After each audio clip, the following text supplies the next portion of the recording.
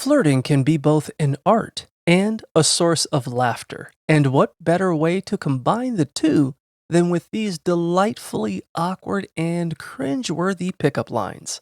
You can always say, "Is your name Nobody?" Because I've heard that nobody's perfect. Another quirky classic is, "You can call me Shrek because I'm head ogre heels in love with you." Or, what about, "Are you Australian? Because you meet all of my qualifications."